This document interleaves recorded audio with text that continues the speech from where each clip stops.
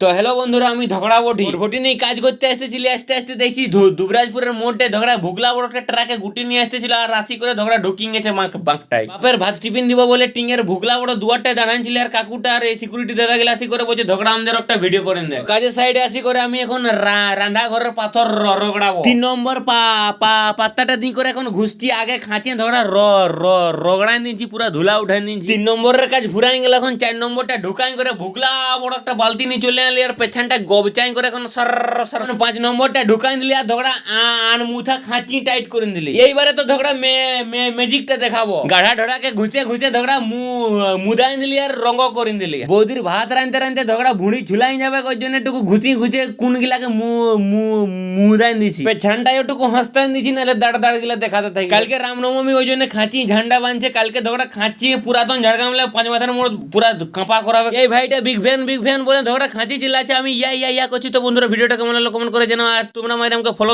করছো না, একটু করে দাও।